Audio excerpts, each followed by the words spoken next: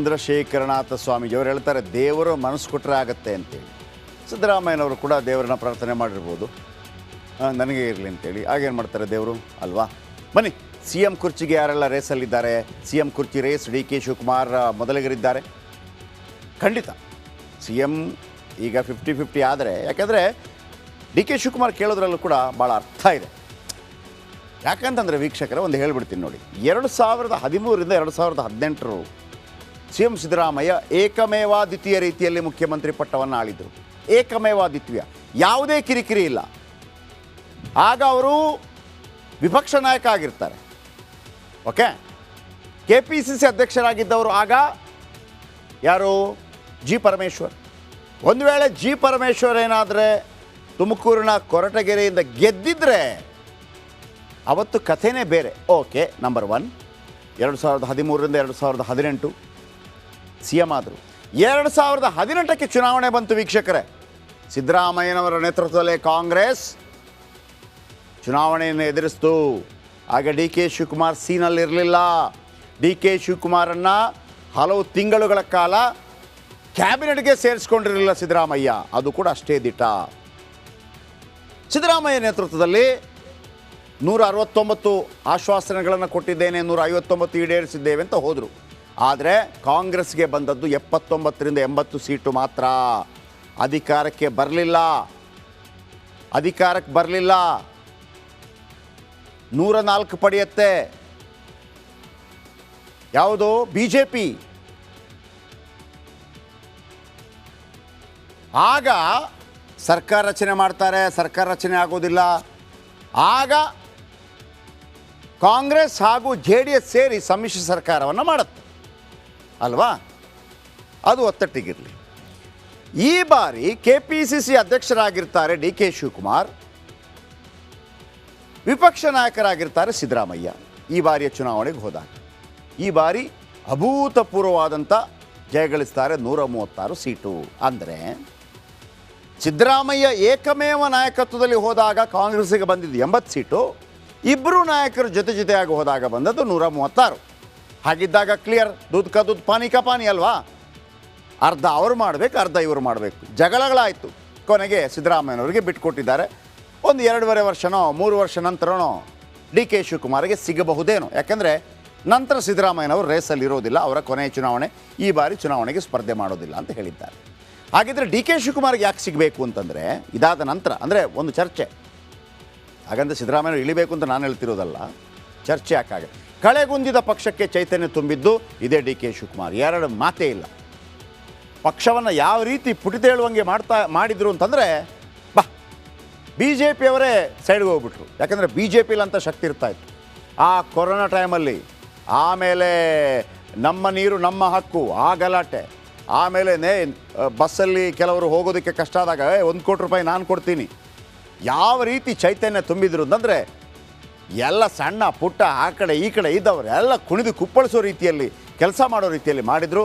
ಅದು D K Shivakumar speciality. ಮತ್ತು ಅದನ್ನು ಸ್ವತಃ CM ಸಿದ್ದರಾಮಯ್ಯನವರು ಒಪ್ಕೋತಾರೆ. ನಾನೇ ಇಂಟರ್ವ್ಯೂ ಮಾಡಿದ್ದೆ. ಆಗ ಅವರು ಒಂದು ಮಾತು ಹೇಳ್ತಾರೆ, ಅದ್ಭುತ ಸಂಘಟನೆಕಾರ.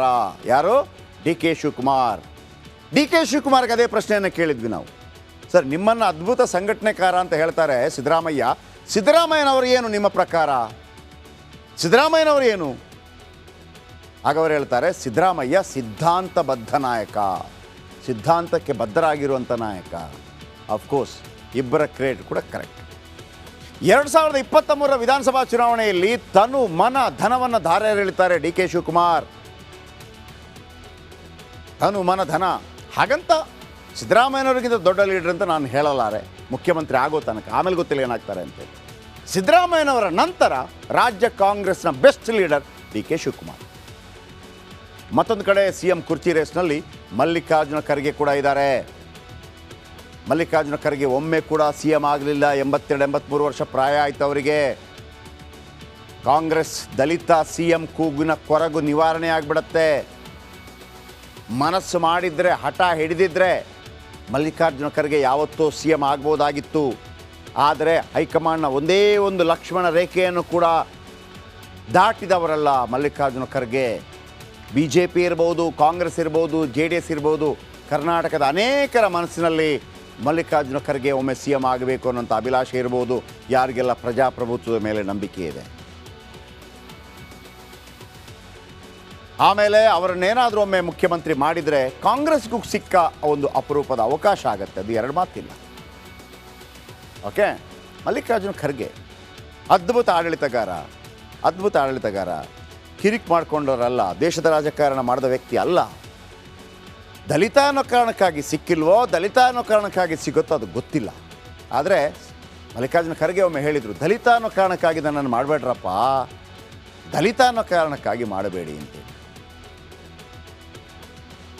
ಮಲ್ಲಿಕಾರ್ಜುನ ಖರ್ಗೆ ಬಗ್ಗೆ ಏನಾದರೂ ಒಂದು ಸಣ್ಣ ಆರೋಪ ಮಾಡಲೇಬೇಕು ಅಂತಿದ್ರೆ ಇರುವಂಥದ್ದು ಒಂದೇ, ಅವರು ರಿಸರ್ವೇಷನ್ ಕೋಟಾದಲ್ಲಿ ಚುನಾವಣೆ ಎದುರಿಸ್ತಾ ಇದ್ರು ಅನ್ನೋದೊಂದೇ ಬೇಸರ ಅವರ ಬಗ್ಗೆ ಇರುವಂಥದ್ದು. ಅವರಿಗೆ ಜನರಲ್ ಕ್ಯಾಟಗರಿಯಲ್ಲಿ ನಿಂತು ಕೂಡ ಗೆಲ್ಲಬಹುದಾಗಿತ್ತು ಅಷ್ಟೇ ಅವ್ರ ಬಗ್ಗೆ ಹೇಳಿರುವಂಥದ್ದು. ಅದು ಬಿಟ್ಟು ಅವರ ಜನಪ್ರಿಯತೆ, ಅವರ ಆಡಳಿತಾತ್ಮಕ ಶಕ್ತಿ, ಅವರ ನಾಯಕತ್ವ ಗುಣ, ಅವರ ಸಹನೆ, ಮಲ್ಲಿಕಾರ್ಜುನ ಖರ್ಗೆ ಅವರನ್ನು ಯಾರು ಕೂಡ ಬೀಟ್ ಮಾಡಲಿಕ್ಕೆ ಸಾಧ್ಯ ಇಲ್ಲ ಸದ್ಯದ ಪರಿಸ್ಥಿತಿಯಲ್ಲಿ ಕಾಂಗ್ರೆಸ್ನಲ್ಲಿ.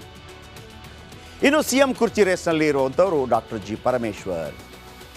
ನೋಡಿ, ಖರ್ಗೆ ಪಾಪ ಯಾವತ್ತೂ ಹೇಳ್ಕೊಂಡಿಲ್ಲ ನಾನು ಮುಖ್ಯಮಂತ್ರಿ ಆಗಬೇಕು.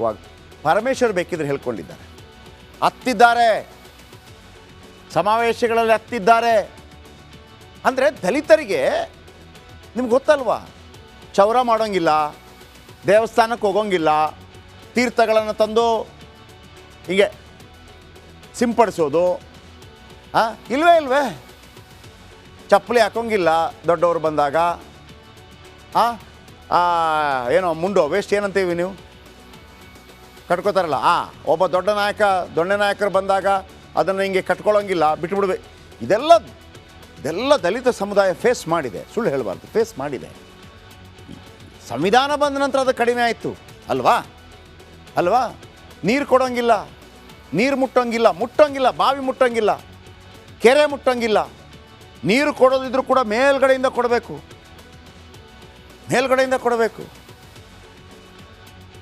ಆದರೆ ದಲಿತ ಸಮುದಾಯ ಅದನ್ನು ಅನುಭವಿಸಿದೆ. ಆದರೆ ಡಾಕ್ಟರ್ ಜಿ ಪರಮೇಶ್ವರ್ ಅನುಭವಿಸಿದ್ದಾರೆ ಅಂತ ನಾನು ಹೇಳಲಾರೆ. ಖರ್ಗೆ ಅನುಭವಿಸಿದ್ದಾರೆ, ಖರ್ಗೆ ಫ್ಯಾಮಿಲಿ ಅನುಭವಿಸಿರ್ಬೋದು, ಜಿ ಪರಮೇಶ್ವರ್ ಅನುಭವಿಸಿಲ್ಲ. ಹಾಗಂತ ಅವ್ರಿಗೆ ತಾಕತ್ತಿಲ್ಲ ಅಂತಲ್ಲ, ಅತ್ಯದ್ಭುತ ತಾಕತ್ತಿರುವ ಸಜ್ಜನ ಮನುಷ್ಯ.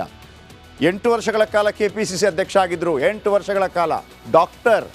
ಸಿದ್ಧಾರ್ಥ ಇನ್ಸ್ಟಿಟ್ಯೂಷನ್ ಇದೆ, ಏನು ಬಡವರೇನಲ್ಲ, ಎಲ್ಲ ಶ್ರೀಮಂತರೇ, ಸಾಲಿಡ್ ಪಾರ್ಟಿ. ಆದರೆ ಒಮ್ಮೆ ಹೇಳಿದರು, ಇಷ್ಟು ಕಷ್ಟ ಎಷ್ಟು ದಿವಸ ನಮಗೆ ಅಂತ ಒಂದು ಸಮಾವೇಶದಲ್ಲಿ ಮಾತಾಡಿದರು.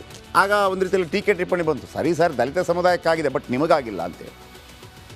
ಓಕೆ, ದಲಿತ ಸಿ ಎಂ ರೇಸ್ನಲ್ಲಿ ಖರ್ಗೆ ಬಳಿಕ 2ನೇ ಆಯ್ಕೆ. ಆಮೇಲೆ ತಾಕತ್ತಿರೋ ಮನುಷ್ಯ, ಎಜುಕೇಟೆಡ್. ಒಂದು ಕಾಲದಲ್ಲಿ ದಲಿತರಿಗೆ ಎಜುಕೇಷನ್ಗೆ ಅವಕಾಶ ಇರಲಿಲ್ಲ, ಶಾಲೆಗೆ ಹೋಗೋಂಗಿಲ್ಲ, ಶಾಲೆಗೆ ಹೋದರೂ ಒಂದು ಸೈಡಲ್ಲಿ ಕೂತ್ಕೋಬೇಕು, ಅವರ ಏನು ಊಟ ತಿಂಡಿ ಮಾಡೋ ಇದನ್ನು ಜೊತೆಗಿಡೋಂಗಿಲ್ಲ ಅಂಥ ಪರಿಸ್ಥಿತಿ ಇತ್ತು. ಅಂಥ ಸಂದರ್ಭದಲ್ಲಿ ಎಜುಕೇಟೆಡ್ ಆಗಿಲ್ಲ ಮುಂದೆ ಬಂದವರು ಇವರೆಲ್ಲ. ಅದಕ್ಕೆ ಕಾರಣ ಸಂವಿಧಾನ. ಆಮೇಲೆ ಪ್ರಮುಖ ಖಾತೆ ನಿಭಾಯಿಸಿದ ಅನುಭವ ಇದೆ. DCM ಕೂಡ ಆಗಿದ್ದಾರೆ, ಬೇರೆ ಬೇರೆ ಖಾತೆಗಳನ್ನು ನಿಭಾಯಿಸಿದ್ದಾರೆ. ಈ ಬಾರಿಯ ಗೃಹ ಖಾತೆಯಲ್ಲಿ ಅಷ್ಟೇನು ಪವರ್ಫುಲ್ಲಾಗಿ ಕಾಣ್ತಾ ಇಲ್ಲ, ವಯಸ್ಸಾಯ್ತೇನೋ ಗೊತ್ತಿಲ್ಲ, ಇದು ನನ್ನ ವೈಯಕ್ತಿಕ ಅಭಿಪ್ರಾಯ. ಉಳಿದದನ್ನೆಲ್ಲ ಹಿಂದೆ ಭಾಳ ಅದ್ಭುತವಾಗಿ ನಿಭಾಯಿಸಿದರು. ಮುಖ್ಯಮಂತ್ರಿ ಆಗಬೇಕು ಅಂತ ಮುಖ್ಯಮಂತ್ರಿ ಕುರ್ಚಿಯ ಕನಸಿದೆ. DCM ಆಗಿದ್ದಾಗ ಕುಮಾರಸ್ವಾಮಿ ಮುಖ್ಯಮಂತ್ರಿ, ಇವರು DCM ಆಗಿರ್ತಾರಲ್ಲ, ಆಗ 0 ಟ್ರಾಫಿಕ್ ಮಾಡ್ಕೊಂಡು ಹೋಗಿದ್ದಾರೆ. ಅದು ಮುಖ್ಯಮಂತ್ರಿಗೆ ಮಾತ್ರ ಇರೋದು 0 ಟ್ರಾಫಿಕ್. ಇವರು ಮಾಡ್ಕೊಂಡು ಹೋಗಿದ್ದಾರೆ. ಯಾಕಪ್ಪ ಅಂತ ಕೇಳಿದಾಗ ಯಾಕ್ರಿ ನನಗೆ ಅವಕಾಶ ಇಲ್ವಾ ಅಂಥೇಳಿ. ನಾನು ಅವರನ್ನು ತೆಗಳಲಾರೆ. ಈ ಭ್ರಷ್ಟಾಚಾರ ಇದರಲ್ಲೆಲ್ಲ ಸಿಕ್ಕಾಕೊಂಡ ಮನುಷ್ಯ ಅಲ್ಲ. ಓಕೆ. ಆಮೇಲೆ ಮತ್ತೊಬ್ಬರು CM ಕುರ್ಚಿ ರೇಸಲ್ಲಿರೋ ಸತೀಶ್ ಜಾರಕಿಹೊಳಿ.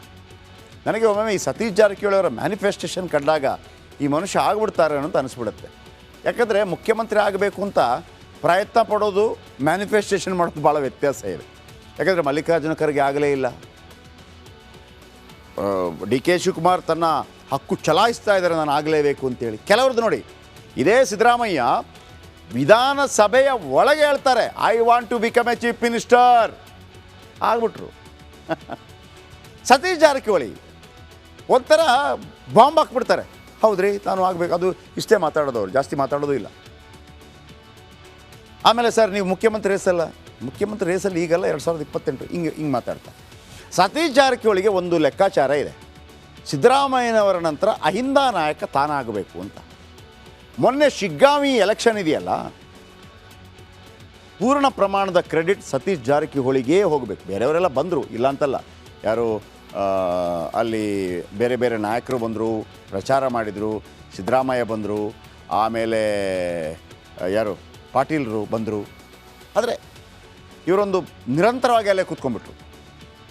ಆಮೇಲೆ ವಾಲ್ಮೀಕಿ ಸಮುದಾಯ, ST ವಾಲ್ಮೀಕಿ ಸಮುದಾಯ, ಆಮೇಲೆ ಉತ್ತರ ಕರ್ನಾಟಕ ಭಾಗದ ಪ್ರಬಲ ನಾಯಕರಾಗಬಲ್ಲರು, ಒಳ್ಳೆ ಆಡಳಿತಗಾರ. ಮುಖ್ಯಮಂತ್ರಿ ರೇಸಲ್ಲಿದ್ದಾರೆ ಸಿದ್ದರಾಮಯ್ಯನವರು ನಂತರ ಸಿದ್ದರಾಮಯ್ಯ ಆಪ್ತ ಬಳಗ. ಸಿದ್ದು ಬಳಿಕ ಅಹಿಂದ ನಾಯಕನಾಗುವ ತಾಕತ್ತಿದೆ, ಬೆಳೆಸ್ಕೊಂಡಿದ್ದಾರೆ, ಟೀಮ್ ಇದೆ, ಅವ್ರದ್ದು ಎಲ್ಲವೂ ಇದೆ. ಆಮೇಲೆ ಎಲ್ಲ ಶಾಸಕರ ವಿಶ್ವಾಸ ಗಳಿಸಲು ಯತ್ನಿಸ್ತಾ ಇದ್ದಾರೆ, ಪಕ್ಷಭೇದ ಮರೆತು ವಿಶ್ವಾಸ ಗಳಿಸೋ ತಾಕತ್ತಿದೆ. ಇನ್ನೊಬ್ಬರು CM ಕುರ್ಚಿ ರೇಸಲ್ಲಿ MB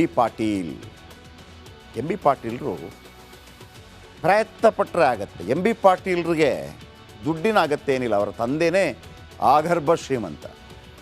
ಓಕೆ, MP ಆಗ್ತಾಯಿದ್ರು, MLA ಆದರು.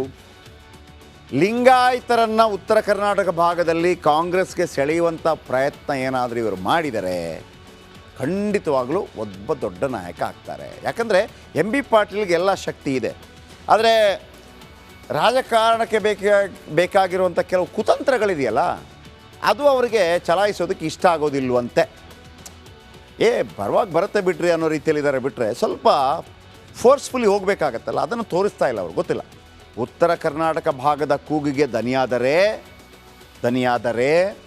ಇವತ್ತಲ್ಲ ನಾಳೆ ಮುಖ್ಯಮಂತ್ರಿ ಪಟ್ಟದಲ್ಲಿ ಕೂರಬಹುದಾದಂಥ ವ್ಯಕ್ತಿ MB ಪಾಟೀಲರ ಬಗ್ಗೆ ಒಂದು ಮಾತು ಹೇಳ್ತೀನಿ. ಅವರು ನೀರಾವರಿ ಸಚಿವರಾಗಿದ್ದಾಗ ಆಮೇಲೆ ಅವರ ಬಬಲೇಶ್ವರದಲ್ಲಿ ನೀರನ್ನು ಯಜ್ಞ ಮಾಡಿದ್ದಾರೆ ಅವರು, ಅತ್ಯದ್ಭುತ. ಎಲ್ಲ ಕಡೆ ಸುಪ್ರೀಂ ಕೋರ್ಟಲ್ಲಿ ದಾವೆ ಆಗ್ತಾಯಿತ್ತು ಕಾವೇರಿ ನದಿ ವಿಚಾರಕ್ಕೆ ಸಂಬಂಧಪಟ್ಟ ಹಾಗೆ. ಅಲ್ಲಿ ಲಾಯರ್ಗಳಿಗಿಂತ ಜಾಸ್ತಿ ಅಂಕಿಅಂಶಗಳನ್ನು ತಿಳ್ಕೊಂಡಿದ್ರು MB ಪಾಟೀಲ್. ವೀಕ್ಷಕರೇ, ನಾನು ಯಾಕೆ ಈ ಮಾತನ್ನು ಹೇಳ್ತಾ ಇದ್ದೀನಿ ಅಂತಂದರೆ, ನಾವು ಎಂಥ ಮೈಂಡ್ಸೆಟ್ಟಿಗೆ ಬಂದಿದ್ದೀವಿ ಅಂತಂದರೆ, ಒಬ್ಬ BJPನೇ ಆಗಿರಬೇಕು, ಒಬ್ಬ ಕಾಂಗ್ರೆಸ್ಗೇನಾಗಿರಬೇಕು. ಕಾಂಗ್ರೆಸ್ ಅಂದರೆ ಮಾತ್ರ ಕರೆಕ್ಟು, BJP ಅಂದರೆ ಕರೆಕ್ಟು. ಸರ್, ಎಲ್ಲದರಲ್ಲೂ ಒಳ್ಳೆಯವರಿದ್ದಾರೆ, ಎಲ್ಲದರಲ್ಲೂ ಸಮಾಜದ ಬಗ್ಗೆ ಕಳಕಳಿ ಇರೋರಿದ್ದಾರೆ, ಹಾಗೆಯೇ ಎರಡೂ ಪಕ್ಷಗಳಲ್ಲೂ ಕೆಟ್ಟವರು ಇದ್ದಾರೆ, 3 ಪಕ್ಷಗಳಲ್ಲಿ. ಅರ್ಥ ಆಯ್ತಾ? ಸೊ ಹಾಗಾಗಿ ನಾನು ಆ ವಿಚಾರಗಳನ್ನು ಹೇಳ್ತಾ ಇದ್ದೀನಿ. ನೆಕ್ಸ್ಟ್